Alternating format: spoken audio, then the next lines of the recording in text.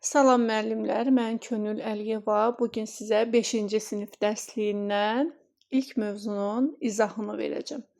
İlk öncə onu deyim ki, müəllimlər, hər bir müəllim öz fənninin məzmun xəttini bilməlidir.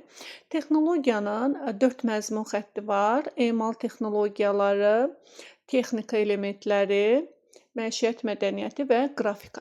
Bu bizim məzmun xəttlərimizdir.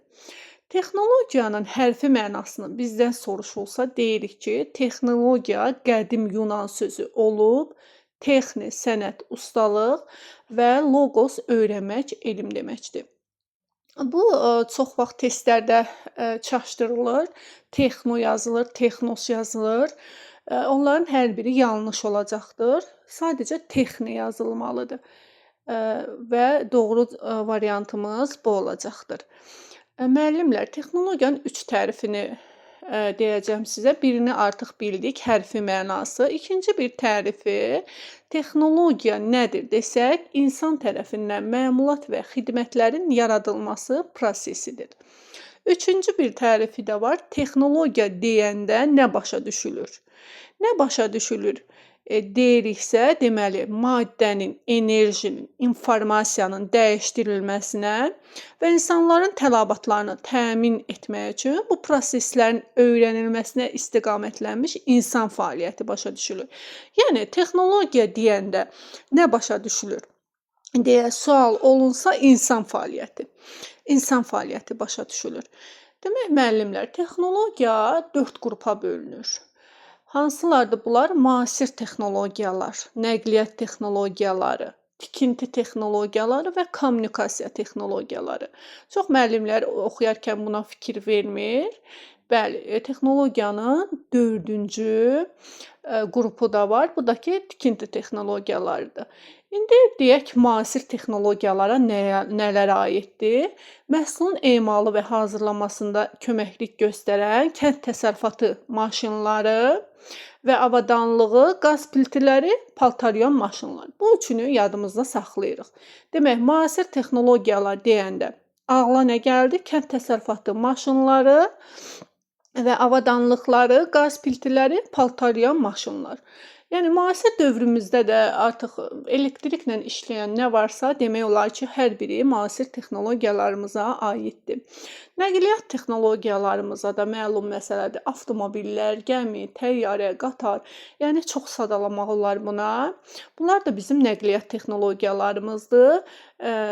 İnsanlar bunları, yəni öz tələbatlarını ödəmək üçün bu texnologiyaları yaratdılar.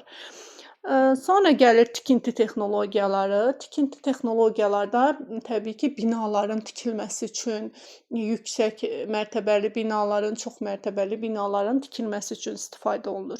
Kommunikasiya texnologiyaları vasitəsilə biz demək, informasiyanı yaxın məsafələrə, uzaq məsafələrə, yəni ötürə və ala bilirik. Yəni bizim üçün bu rahatlıq törədir.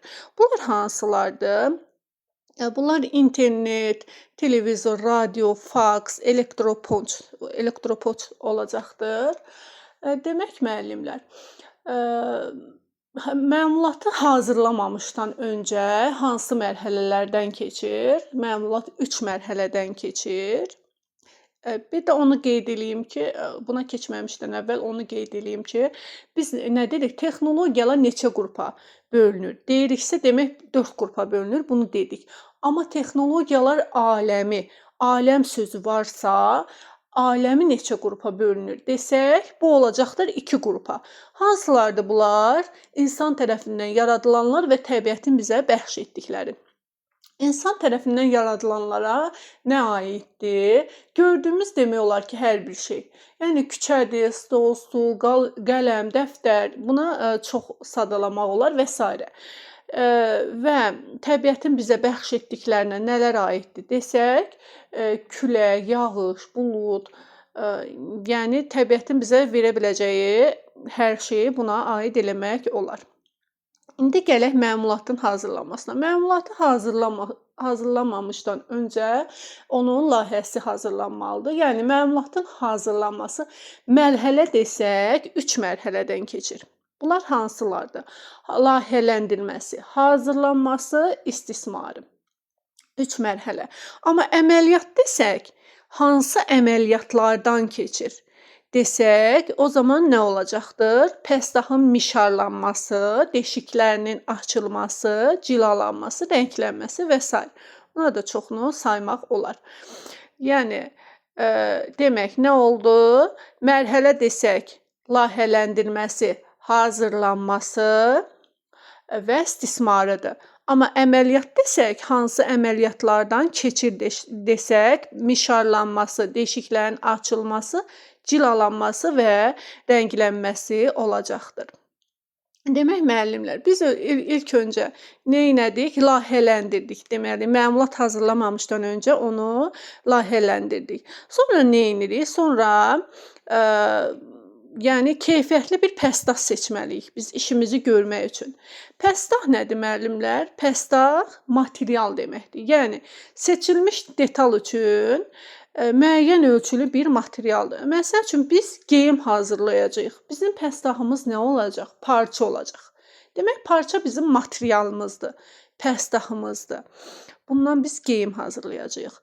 Demək pəstah nə oldu?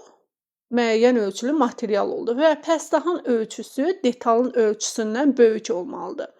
Və də pəstahdan bir və ya bir neçə detal da alına bilər. Bəs müəllimlər, pəstahın məmulata çevrilməsi nədir? Bu da texnoloji prosesdir. Texnoloji proses nədir? Yəni qısaca onu deyim ki, detalın məmulata çevrilməsidir. Amma biz kitab dilindən deyəsi olsaq, pəstahın ilk halından hazır məmulat əldə eləyənə qədər, yəni onun üzərində görülən işlərin nizamlı ardıcıllığıdır. Nizamlı ardıcıllığı. Qısaca isə deyirik ki, texnoloji proses pəstahın məmulata çevrilməsidir. Yəni belə qısa şəkildə yadınızda saxlaya bilərsiniz. Bəs yığma nədir deyə sual olunsa, detalların məmulat halında birləşdirilməsi də yığma adlanır. Bəs pəstahın emalı və məmulata çevrilməsi üzrə əməliyyatlar biz harda qeyd edirik? Bu harda yazılır? Belə bir sual olunsa, 2 xəritədə, texnoloji xəritədə və marşrut xəritəsində qeyd olunur. Bəs texnoloji xəritə nədir müəllimlər? Texnoloji xəritəni ətraflı sözündən yadımızda saxlayırıq. Açar sözümüz ətraflı olacaqdır. Demək, texnoloji xəritədə ardıcıllıq ətraflı yazılır. Hər bir əməliyyatın icrasında qrafik təsvir verilir, alət və tərtibatlar göstərilir. Yəni, ətraflı sözü varsa orada bu bilin ki, texnoloji xəritəyə aiddir. Marşrut xəritələrində isə yalnızca əməliyyatların icra ardıcıllığı göstəriləcəkdir. Yəni, bir dənədir əməliyyatların icra ardıcıllığı. Bu sözləri yadımızda saxlayırıq. Dərsimiz bu qədər müəllimlər. Hər birinizə uğurlar.